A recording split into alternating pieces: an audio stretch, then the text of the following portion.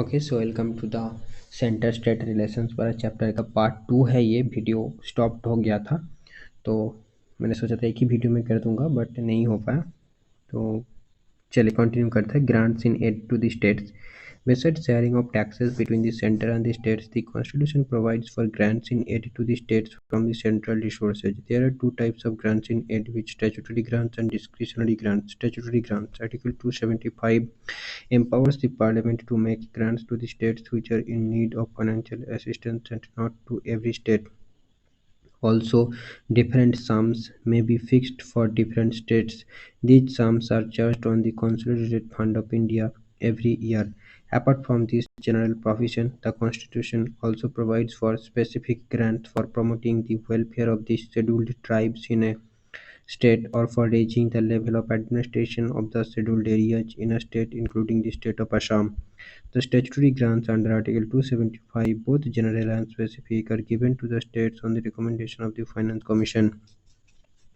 Discretionary grants. Article 282 empowers both the center and the states to make any grants for any public purpose, even if it is not within their respective legislative competence. Under this provision, the center makes grants to the states. These grants are also known as discretionary grants, the reason being that the center is under no obligation to give these grants and the matter lies within its discretion. These grants have a twofold purpose: to help the state financially to fulfill planned targets and to give some leverage to the center to influence and coordinate state action to effectuate the national plan. Other grants. The Constitution also provided for a third type of grants in aid, but for a temporary period.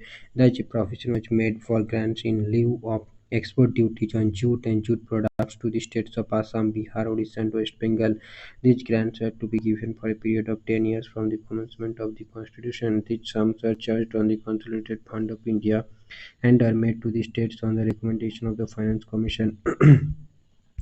Goods and Services Tax Council. The smooth and efficient administration of the Goods and Services Tax (GST) requires a cooperation and coordination between the center and the states. In order to facilitate this consultation process, the 101st Amendment Act of 2016 provided for the establishment of a Goods and Services Tax Council, or the GST Council.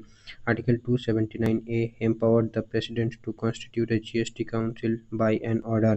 The Council is a joint forum of the Centre and the States. It is required to make recommendations to the Centre and the States on the following matters: the taxes, cesses, and surcharges levied by the Centre, the States, and the local bodies that would be get merged in GST, the goods and services that may be subjected to GST or exempted from GST, models GST laws, principles of levy, apportionment of GST levied on supplies in the course of interstate trade or commerce, and the principles that govern the place of supply, the threshold limit of turnover below which goods and services may be exempted from GST, the rates including floor rates with bands of GST, any special rate or rates for a specified period to raise additional resources during any natural calamity or disaster.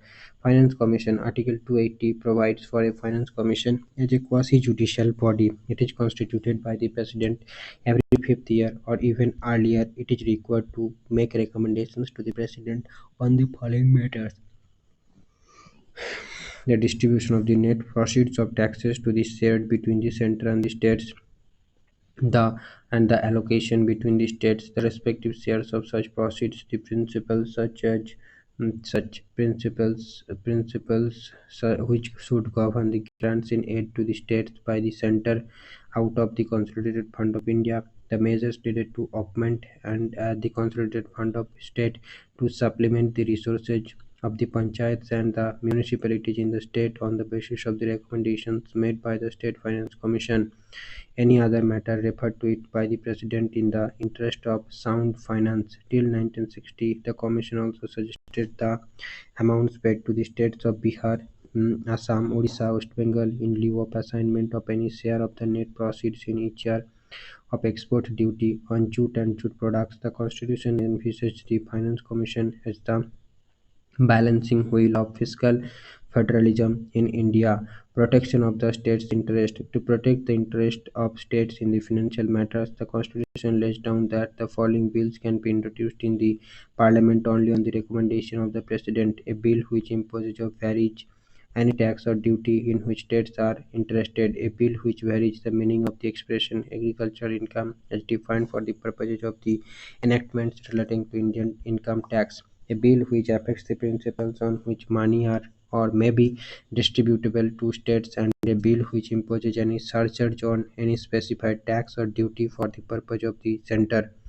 The expression tax or duty in which states are interested means a tax or duty the whole or part of the net proceeds whereof are assigned to any state, or a tax or duty by reference to the net proceeds whereof sums are for the time being payable out of the consolidated fund of India to any state. The phrase net proceeds means the proceeds of a tax or a duty minus the cost of collection. The net proceeds of a tax or a duty in any area is to be ascertained and certified by the Comptroller and Auditor General of India. Each certificate is final. Borrowing by the centre and the states. The Constitution makes the following provisions with regard to the borrowing powers of the centre and the states. The central government can borrow either within India or outside upon the security of the Consolidated Fund of India, or can give guarantees, but both within the limits fixed by the Parliament. So far, no such law has been enacted by the Parliament. Similarly, a state government can borrow within India and not abroad upon the security of the consolidated fund of the state, or can give guarantees, but both within the limits fixed by the legislature of that state. The central government can make loans to any state or give guarantees in respect of loans raised by any state. Any sums required for the purpose of making such loans are to be charged on the consolidated fund of India. A state cannot raise any loan without the consent of the centre. If there is still outstanding any part of a loan made to the state by the centre, or in respect of which a guarantee has been given by the centre. Intergovernmental tax immunities. Like any other federal constitution, the Indian Constitution also contains the rule of immunity from mutual taxation and makes the following provision in this regard. Exemption of central property from state taxation. The property of centre is exempted from all taxes imposed by a state or any authority within a state like municipalities, district boards, panchayats, and so on, but the parliament is empowered to remove this ban. The word property includes lands, buildings, chattels, shares, debts, everything that has a money value, and every kind of property, movable or immovable, and tangible or intangible. Further, the property may be used for sovereign like armed forces or commercial purposes. The corporations or the companies created by the central government are not immune from state taxation or local taxation. The reason is that a corporation or a company is a separate legal entity. Exemption of state property or income from central taxation. The property and income of a state is exempted from central taxation. Such income may be derived from sovereign functions or commercial functions, but the center can tax the commercial operations of a state if Parliament so provides. However, the Parliament can declare any particular trade or business as incidental to the ordinary functions of the government, and it would then not be taxable. Notably, the property and income of local authorities situated within a state are not exempted from the central taxation. Similarly, the property or income of corporations and companies owned by a state can be taxed by the center. The Supreme Court, in an advisory opinion 1963, held that the immunity granted to a state in respect of central taxation does not extend to the duties of customs or duties of excise. In other words, the center can impose customs duty on goods imported or exported by a state, or an excise duty on goods produced or manufactured by a state. Effects of emergencies. The center-state financial relations in normal times described above undergo changes during emergencies. These are as follows: National emergency. While the proclamation of national emergency under Article 352 is in operation, the President can modify the constitutional distribution of revenues between the center and the states. This means that the President can either reduce or cancel the transfer of finances, both tax sharing and grants in aid, from the center to the state. Such modification continues till the end of the financial year in which the emergency ceases to operate. Financial emergency. While the proclamation of financial emergency under Article 360 is in operation, the center can give directions to the states to observe the specified canons of financial property, to reduce the salaries and allowances of all class of persons serving in the state, and to reserve all money bills and other financial bills for the consideration of the president. Consideration of the president. खत्म हो गया क्या? नहीं. Trends in center-state relations. Till 1967, the center-state relations by and large were smooth due to one-party rule at the center and in most of the states. In 1967 election, the Congress party was defeated in 9 states and its position at the center became weak. This changed political scenario heralded a new era in the center-state relations. The non-Congress governments in the states opposed the increasing centralization and intervention of the central government. They raised the issues of state autonomy and demanded more powers and financial resources to the states. This caused tensions and conflicts in center-state relations. Tension areas in center-state relations. The issues which created tensions and conflicts between the center and states are mode of appointment and dismissal of governor, discriminatory and partisan role of governors, imposition of president's rule for partisan interest, deployment of central forces in the states to maintain law and order, reservation of state bills for the consideration of the president, discrimination in financial allocations to the states, role of planning commission in approving state projects, management of all Indian services, IAS, IPS, IFS, use of electronic media for political purposes, appointment of inquiry commissions against the chief ministers, and sharing of finances between central states and encroachment by the center on the state list. These issues in center-state relations have been under consideration since the mid-1960s. In this direction, the following developments have taken place. Administrative Reform Commission. The central government appointed a six-member Administrative Reforms Commission in 1966 under the chairmanship of Morarji Desai, followed by K. Hanumanthayya. In terms of references included, among others, the examination of center-state relations. In order to examine thoroughly the various issues in center-state relations, the ARC constituted a study team under MC Setalvad. On the basis of the report on the study team, the ARC finalized its own report and submitted it to central government in 1969. It made 22 recommendations for improving the center-state relations. The important recommendations are establishment of an interstate council under Article 263 of the Constitution, appointment of persons having long experience in public life and administration and non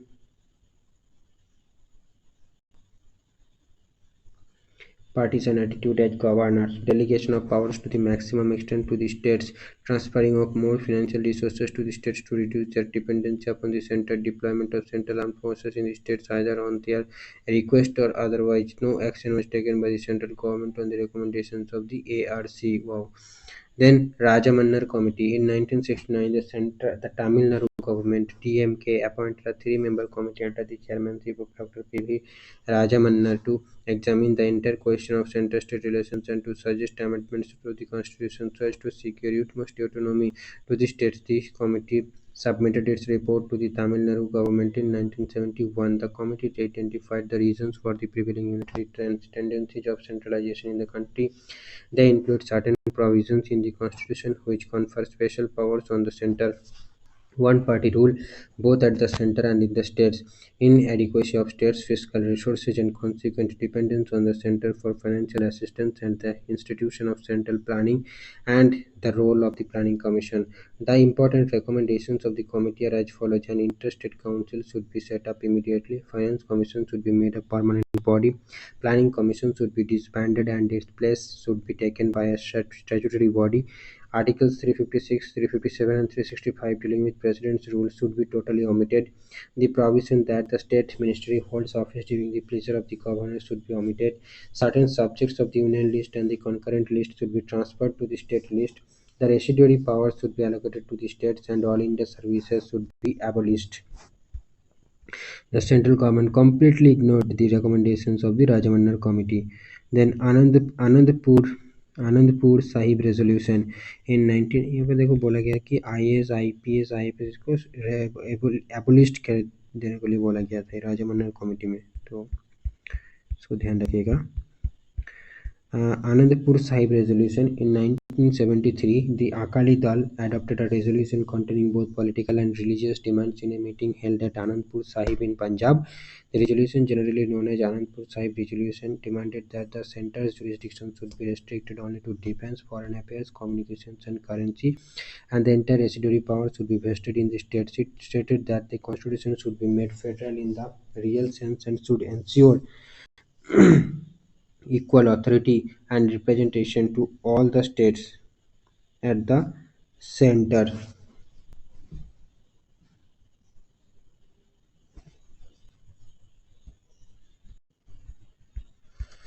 Now, West Bengal Memorandum in 1977, the West Bengal government, led by the Communists, published a memorandum on center-state relations and sent to the central government. The memorandum inter alia suggested the following: the word "union" in the constitution should be replaced by the word "federal." The jurisdiction of the centre should be confined to defence, foreign affairs, currency, communications, and economic coordination. All other subjects, including residuary, should be vested in the states. Articles 356 and 57, 357 President's Rule and 360 Financial Emergency should be repealed. States' consent should be made obligatory for formation of new states or reorganization of existing states. Of the total revenue raised by the centre from all sources, 75% should be allocated to the states. Rajya Sabha should have equal powers with that of the Lok Sabha, and there should be only central and state services, and the all India services should be abolished. The central government did not accept the demands made in the memorandum. Sarkaria Commission in 1983, the central government appointed a three-members commission on center-state relations under the chairmanship of R.S. Sarkaria, a retired judge of the Supreme Court. The commission was asked to examine and review the working of existing arrangements between the central and states in all spheres and recommend appropriate changes and measures. It was initially given 1 year to complete its work, but its term was extended 4 times. It submitted its report in 1988.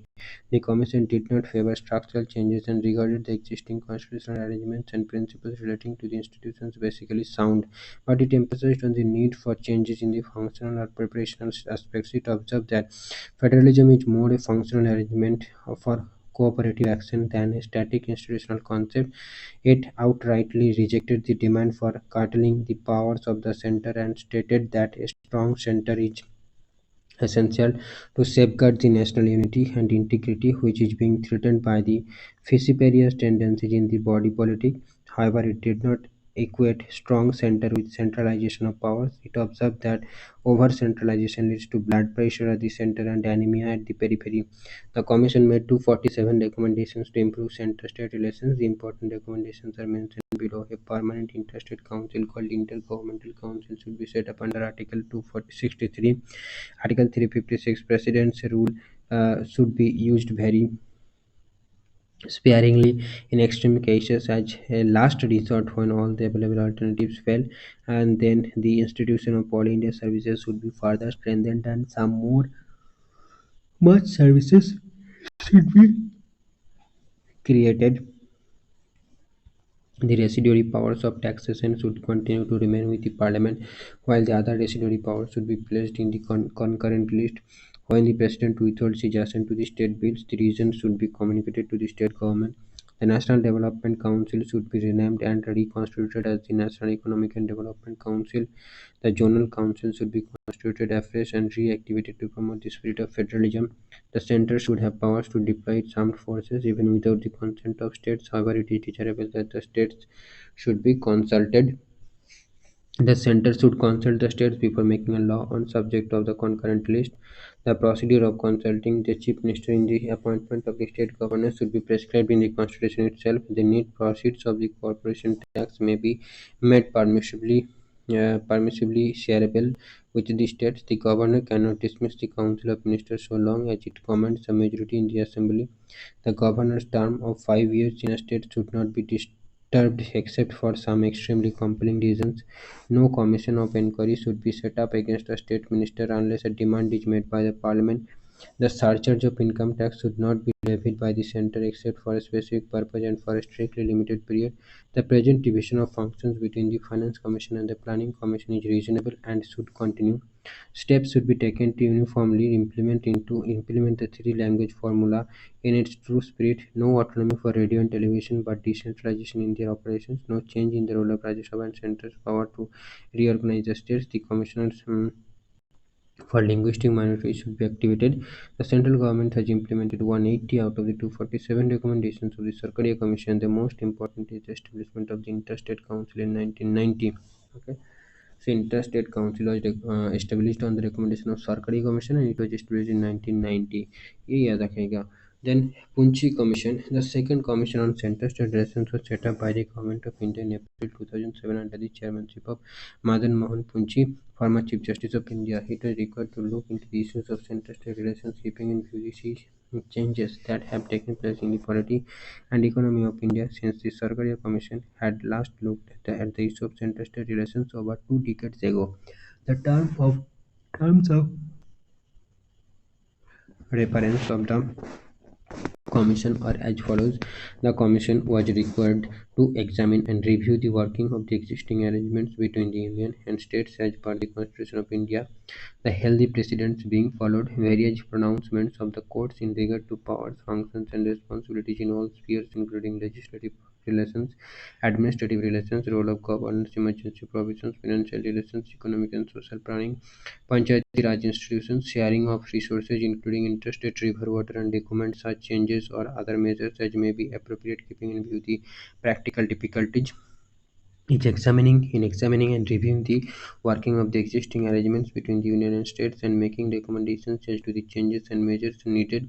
The Commission was required to keep in view the social and economic developments that have been taken place over the years, particularly over the last 2 decades, and have due regard to the scheme and framework of the Constitution. Such recommendations are also needed to address the growing challenges of ensuring good governance for promoting the welfare of the state while still strengthening the unity and integrity of the country and of availing emerging opportunities for sustained and rapid economic growth for alleviating poverty and illiteracy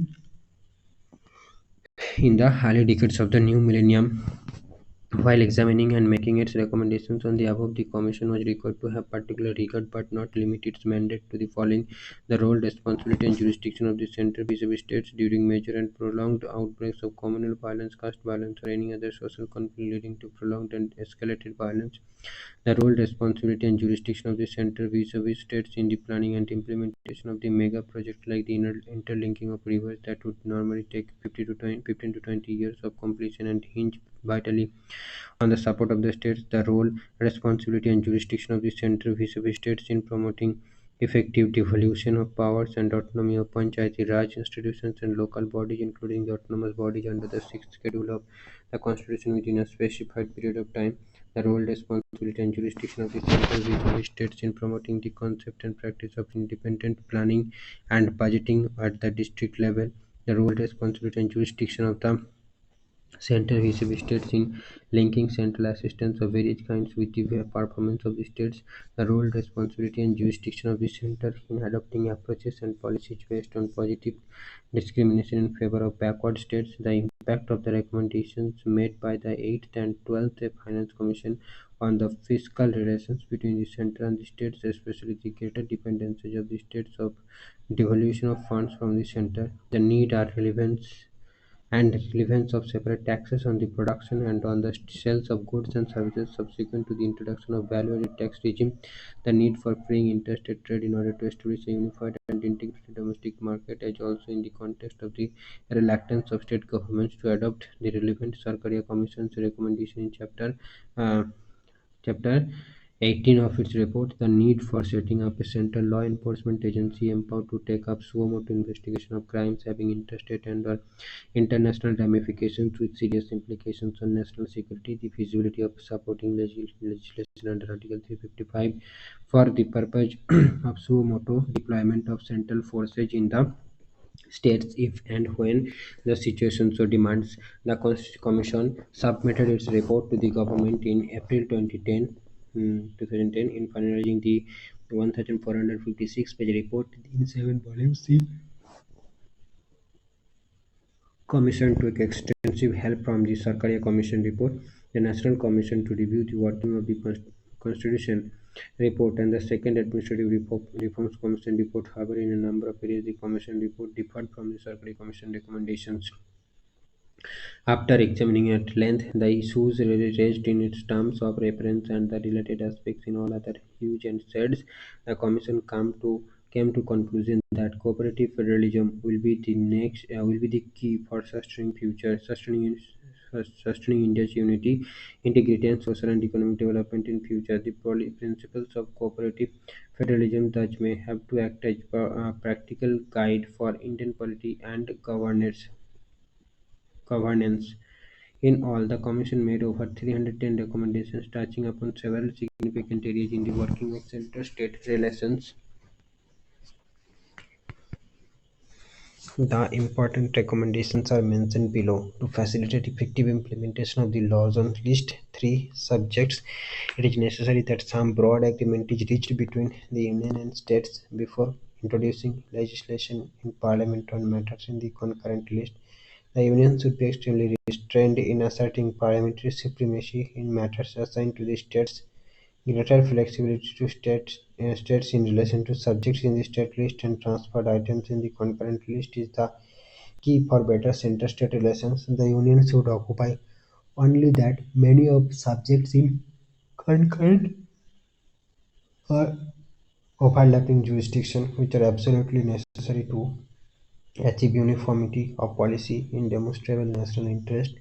There should be a continuing auditing role for the Interstate Council in the management of matters in concurrent or overlapping jurisdiction. The period of 6 months prescribed in Article 201 for state legislature to act when the bill is returned by the President can be made applicable for the President also to decide on assenting or withholding assent to the state bill reserved for consideration of the President. Parliament should make a law on the subject of entry 14 of List 1 treaty making and implementing it through parliamentary legislation.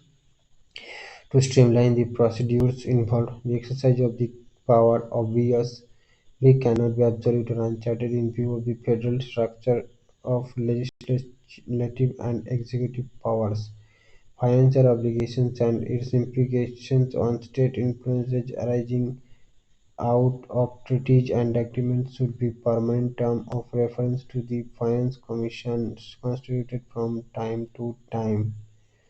While selecting governors, the central government should adopt the following strict guidelines as recommended in the Sarkari Commission report and follow its mandate in letter and spirit. He should be eminent in some walk of life. He should be a person from outside the state. He should be a detached figure and not too intimately connected with the local politics of the state. He should be a person who has not taken too great a part, uh, part in politics generally and particularly in the recent past. Governors should be given a fixed tenure of the 5 years and their impulse should not be at the sweetest of the government at the center. The procedure laid down by impeachment of President mutandis can be made applicable for impeachment of governors as well. Article 163 does not give the governor a general discretionary power to act against or without the advice of his council or ministers. In fact, the area of the exercise or discretion is limited, and even in this limited area, his choice of action should not be arbitrary or fanciful. He must be choice dedicated.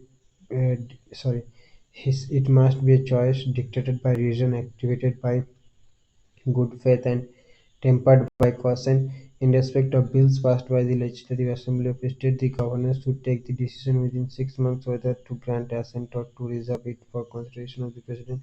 On the question of governor's role in appointment of chief minister in the case of an hung assembly, it is necessary to lay down certain clear guidelines to be followed as constitutional conventions. These guidelines may be as follows: the party or combination of parties which commands the withdraw support in the legislative assembly should be called upon to क्या है ये if there is a pre-poll electoral coalition, it should be treated one political party, and if such coalition obtains a majority, leader of such coalition shall be called by the government or the government. Then, in case of party or political, in case no party or pre-polled coalition has a clear majority, governor should select the chief minister in the order preference indicated here. The group of parties which had pre-poll alliance commanding the largest number, the largest single party is taking a claim form the government with the support of others, a post-electoral coalition with the parents joining, mm, partners joining the government, a post-electoral alliance with some parties joining the government and the remaining including independents supporting the government from outside. ये तो पढ़ने के लिए कुछ मतलब पता नहीं कितना काम में आएगा आंसर लिखने, ये तो है नहीं, सब पूरा डिस्क्रिप्टिव है ये सारे, बाप रे, खत्म ही नहीं होते। तो चलो इसको खत्म कर देते हैं।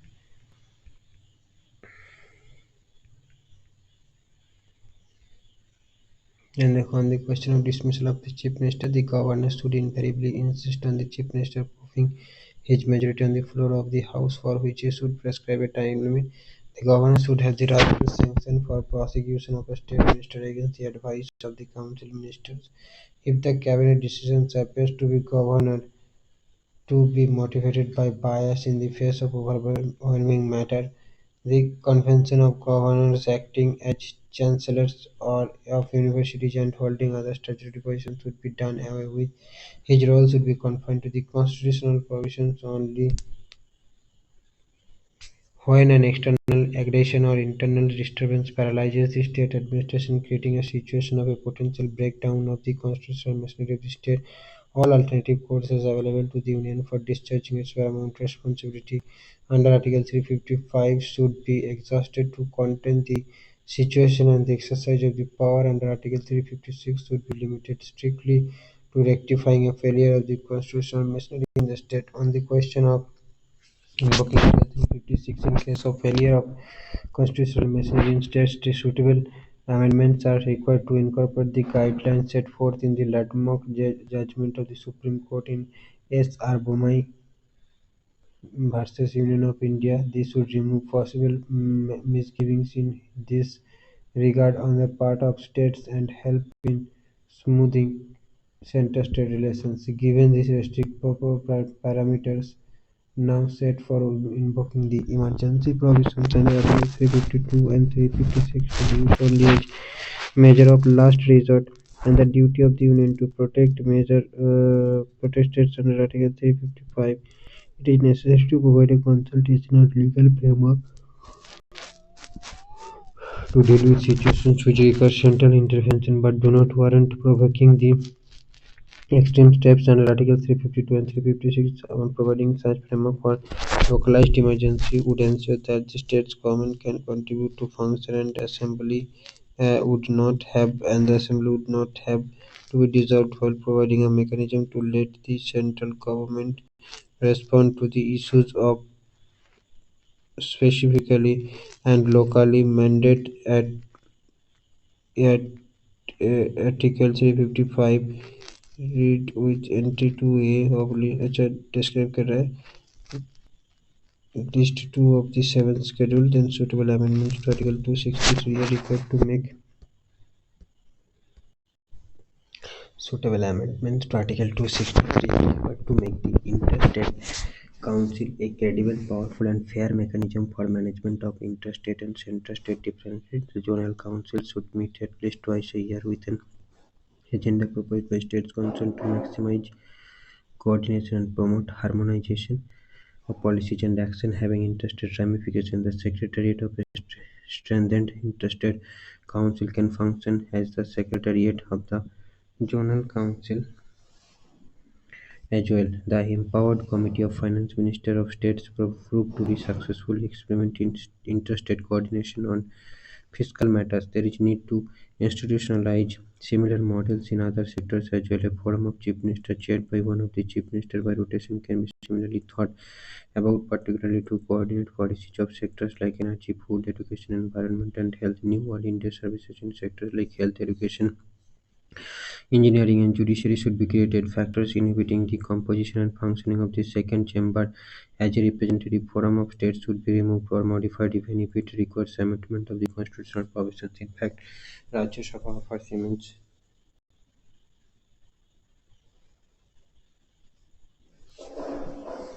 potential to negotiate acceptable solutions to the friction points which emerge between center and states. 20 suitable amendments to Article 263 are required to make the Interstate Council a credible, powerful, and fair mechanism for management of interstate and center-state differences. The Zonal Council should meet at least twice a year with an agenda proposed by states concerned to maximize coordination and promote harmonization of policies and action having interstate ramification. The Secretariat of a strengthened interstate Council can function as the secretariat of the Zonal Councils as well. The Empowered Committee of Finance Ministers of States proved to be a successful experiment in interstate coordination on fiscal matters. There is a need to institutionalize similar models in other sectors as well. A forum of chief ministers, chaired by one of the chief ministers by rotation, can be similarly thought about, particularly to coordinate policies of sectors like energy, food, education, environment, and health. New all India services in sectors like health, education, engineering, and judiciary should be created. Factors inhibiting the composition and functioning of the second chamber as a representative forum of states should be removed or modified even if it requires amendment of the constitutional provisions. In fact, Rajya Sabha offers immense potential to negotiate acceptable solutions to the friction points which emerge between center and states in fiscal, legislative, and administrative relations. A balance of power between states inter se is desirable, and this is possible by equality of representation in the Rajya Sabha. This requires amendment of the relevant provisions to give equality of seats to states in Rajya Sabha irrespective of their population size. The scope of devolution of powers to local bodies to act as institutions of self-government should be constitutionally defined through appropriate amendments. All future central legislations involving states' involvement should provide for cost sharing as in the case of the RTE Act. Existing central legislations where the states are entrusted with the responsibility of implementation should be suitably amended, providing for sharing of costs by the central government. The royalty rates on major minerals should be revised at least every 3 years without any delay. States should be properly compensated for any delay in the revision of royalty. Beyond 3 years, the current ceiling on profession tax would be completely done away with by a constitutional amendment. The scope for raising more revenue from the taxes mentioned in Article 268 should be examined afresh. This issue may be either referred to the next Finance Commission or an expert committee be appointed to look into the matter to bring greater accountability. All fiscal legislation should provide for an annual assessment by an independent body, and the reports of these bodies should be laid in both houses of parliament or state legislature. Considerations specified in the terms of reference of the Finance Commission should be even-handed as between the centre and the states. There should be an effective mechanism to involve the states in the finalization of the DOR of the Finance Commission. The central government should review all the existing cesses and surcharges with a view to bring down their shares in the gross tax revenue. Because of the close linkages between the plan and non-plan expenditure, an expert committee may be appointed to look into the issue of distinction between the plan and the non-plan expenditure. There should be much better coordination between the Finance Commission and the Planning Commission. The synchronization of the periods covered by the Finance Commission and the 5-year plan will considerably improve such coordination. The Finance Commission division in the Ministry of Finance should be converted into a full-fledged department serving as the permanent secretariat for the Finance Commission. The Planning Commission has a crucial role in the current situation, but its role should be that of coordination rather that of micromanaging sectoral plans of the central ministries and the states. Steps should be taken for the setting up of an interstate trade and commerce commission under Article 307, read with entry 42 of List 1. This commission should be vested with both advisory and executive roles with decision-making powers as a constitutional body. The decisions of the Commission should be final and binding on all states as well as the Union of India. Any party aggrieved with the decision of the Commission may prefer an appeal to the Supreme Court. The report of the Commission was circulated to all stakeholders, including state governments, UT administrations, and Union Ministers' departments concerned for their considered views on the recommendations of the Commission. The comments received from the Union Ministers' departments and the state governments' UT administrators are under the consideration of the Interstate Council. Even now, the last entry is number 9742. ये सब recommendations था है ना recommendations था committee का okay तो यहाँ पर ये चैप्टर खत्म होता है इस वीडियो को हम यहीं पे स्टॉप करते हैं ठीक है नेक्स्ट चैप्टर हम पढ़ेंगे इंटरस्टेट रिलेशंस जो कि ये वाला है 9 पेजेस का है इसमें इसी में पढ़ लेते हैं ना क्यों 9 पेजेस से ज़्यादा नहीं है तो इसमें पढ़ लेते हैं इंटरस्टेट रिलेशंस देखो The successful functioning of the Indian federal system depends not only on the harmonious relations and close cooperation between the center and the states, but also between the states inter se.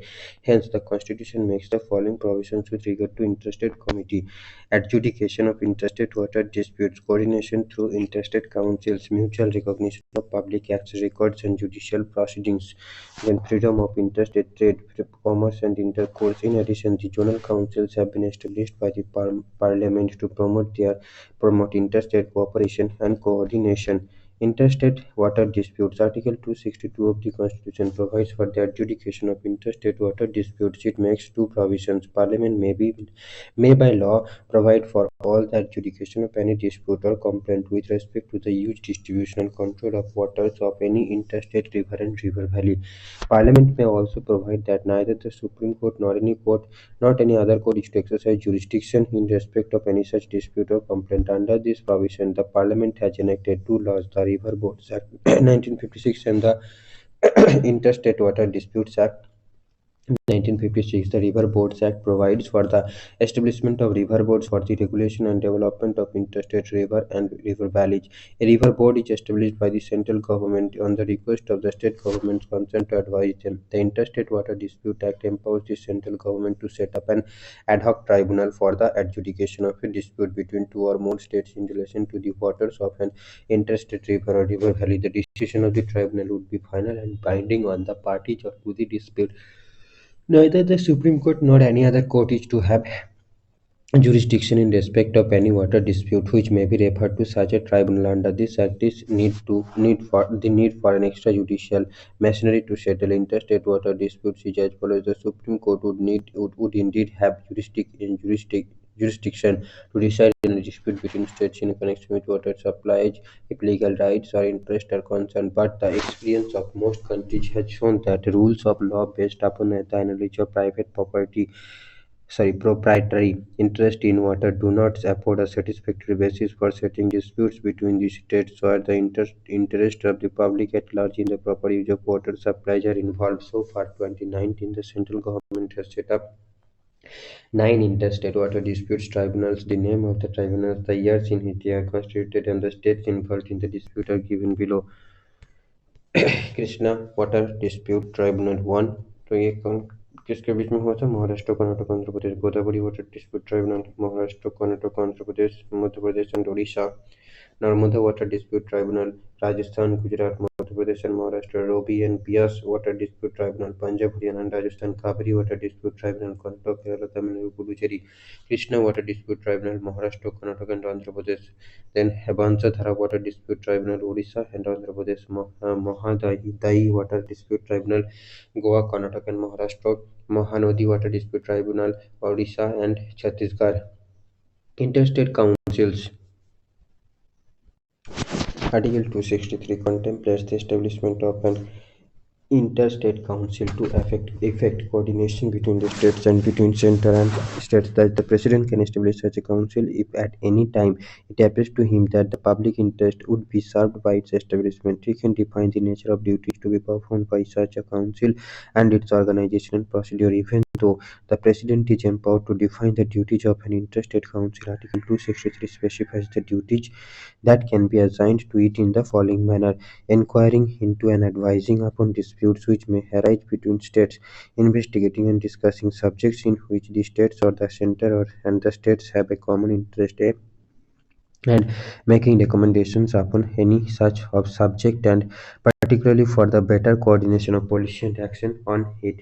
The Council's function to inquire and advise upon interstate disputes is complementary to the Supreme Court jurisdiction under Article 131 to decide a legal controversy between the governments. The Council can deal with any controversy, whether legal or non-legal, but its function is advisory, unlike that of the court, which gives a binding decision. Under the above provision of Article 263, the President has established the following councils to make recommendations for the better coordination of policy and action in the related subjects: Central Council of Health and Family Welfare, Central Council of Local Government, four regional councils for sales tax, for the northern, eastern, and western and southern zones. Establishment of interstate councils. The Sarkaria Commission on Inter-State Relations 1983-88 made a strong case for the establishment of a permanent interstate council under Article 263 of the Constitution. That it recommended that in order to differentiate the interstate council from other bodies established under the same Article 263,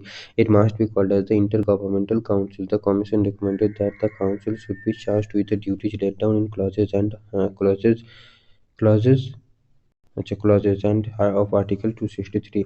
In pursuance of the above recommendations of the Sarkaria Commission, the Janata Dal government headed by VP Singh established the Interstate Council in 1990. It consists of the following members: Prime Minister as the chairman, Chief Minister of all the states, Chief Ministers of Union Territories having legislative assemblies, administration of Union Territories not having legislative assemblies, governors of states under President's rule, six central cabinet ministers including the Home Minister to be nominated by the Prime Minister, five Ministers of Cabinet rank Minister of State independent judge nominated by the Chairman of the Council. Prime Minister are permanent invitees to the Council. The Council is a recommendatory body on issues relating to interstate, center-state, and center-union territories relations. It aims at promoting coordination between them by examining, discussing, and deliberating on such issues. Its duties in detail are as follows: investigating and discussing such subjects in which the states or the center have a common interest, making recommendations upon any such subject for the better coordination of policy and action on it,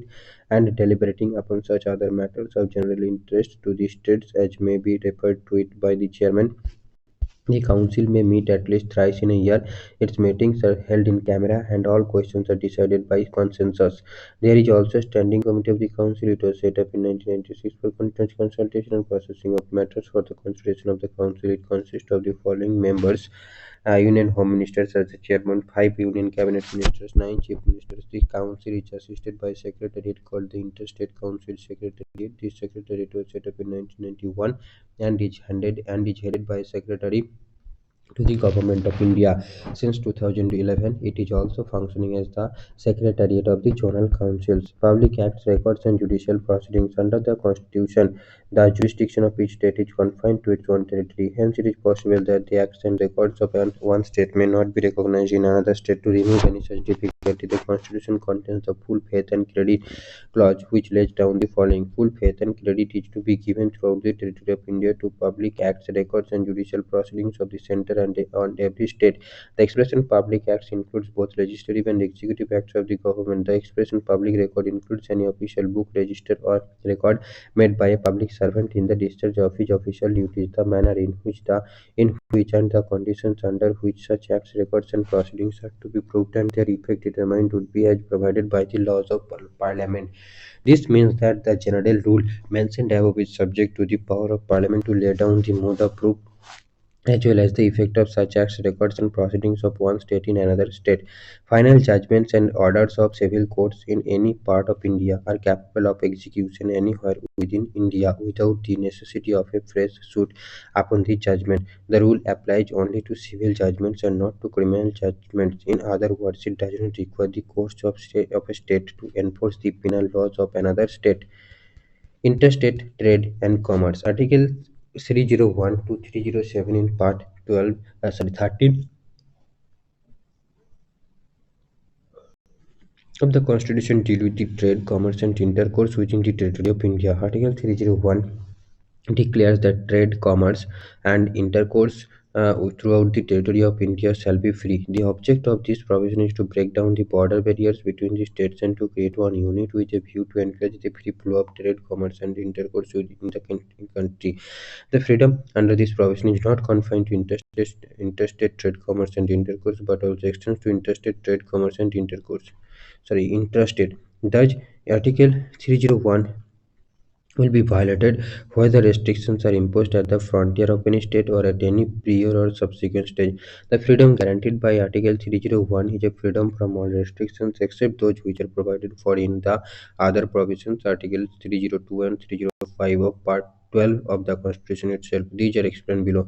Parliament can impose restrictions on the freedom of trade, commerce, and intercourse between the states or within a state in public interest, but the Parliament cannot give preference one state over another or discriminate between the state except in the case of scarcity of goods in any part of India. The legislature of a state can impose reasonable restrictions on the freedom of trade, commerce, and intercourse with the state or within the state in the public interest, but a bill or for this purpose can be introduced in the legislature only with the previous sanction of the president. Further, the state legislature cannot give preference to one state over another or discriminate between the states. The legislature of a state can impose on goods imported from other states or the union territory any tax to which similar goods manufactured in that state are subject. This provision prohibits the imposition of discriminatory taxes by the state. The freedom under Article 301 is subject to the nationalization laws nationalistic हो गया क्या laws providing for monopolies in favor of the center or the states. Thus, the parliament or the state's legislature can make laws for the carrying on by the respective government, any trade, business, industrial service, whether to the exclusion, complete or partial of citizens or otherwise. The parliament can appoint an appropriate authority for carrying out the purposes of the above provisions relating to the freedom of trade, commerce, and intercourse and restrictions on it. The Parliament can also confer on that authority the necessary powers and duties, but no such authority has been appointed so far. Zonal councils. The zonal councils are the ये वाला important है देखो are the statutory and not the constitutional bodies. They are established by an act of parliament. अब पढ़ोगे तो समझ में आएगा कि कौन सी important लग रहा है नहीं लग रहा है ना. तो वही पॉइंट है जैसे कि हमने पहले पर आपको सारे रिकमेंडेशन मतलब फालतू के थे points. The zonal councils are the statutory and not the constitutional bodies. They are established by an act of the parliament, that is States Reorganization Act of 1956. The act divided the country into five zones: northern, central, eastern, western, and southern, and provided a zonal council for each zone. While forming these zones, several factors have been taken into account, which include the natural divisions of the country, the river systems and the means of communication, the cultural and linguistic affinity, and the requirements of economic development, security, law, and order. Each zonal council consists of the following members: Home Minister of Central Government, Chief Minister of all the states in the zone, two other ministers from each state in the zone, and administrators of each union territory in the zone. Besides, the following persons can be associated with the General Council as advisors without the right to vote in the meetings: a person nominated by the Planning Commission, Chief Secretary of the government of each state in the zone, and Development Commissioner of each state in the zone. The Home Minister of central government is the common chairman of the five zonal council. Each chief minister acts as vice chairman of the council by rotation, holding office for a period of 1 year at a time. The zonal councils aim at promoting cooperation and coordination between states, union territories, and the center. They discuss and make recommendations regarding matters like economic and social planning, linguistic minorities, border disputes, interstate transport, and so on. They are only deliberative and advisory bodies. The objectives of the functions of the General Councils in detail are as follows: to achieve an emotional integration of the country, to help in arresting the growth of acute state consciousness, regionalism, linguism, and particularistic trends to help in removing the after effects of separation in some cases, so that the process of reorganization, integration, and economic advancement may synchronize to enable the center and state to cooperate with each other in social and economic matters and exchange ideas and experience in order to evolve uniform policies to cooperate with each other in the successful and speedy execution of major development projects to secure some kind of political equilibrium between different regions of the country. Northeastern Council. In addition to the above general councils, a Northeastern Council was created by a separate act of Parliament, the Northeastern Council Act 1971. Its members include Assam, Manipur, Mizoram, Arunachal Pradesh, Nagaland, Meghalaya, Tripura and Sikkim. Its functions are Sikkim की को भी include किया गया देखो तो ध्यान रखिएगा ये. Its functions are similar to those of zonal councils but with few additions. It has to formulate a unified and coordinated regional plan covering matters of common importance. It has to review from time to time the measures taken by the member states to for the maintenance of security and public order in the region. ठीक है. अब zonal council at a glance. Northern zonal council के headquarter New Delhi में है, central का है इलाहाबाद में, eastern का है कोलकाता में, वेस्टर्न का है मुंबई में और साउदर्न का है चेन्नई में. ये आर्टिकल की बात है और यहाँ पर ये चैप्टर खत्म होता है. Okay, thanks for watching. Please do share these videos if you think it's helpful, and do give your feedback in the comment section.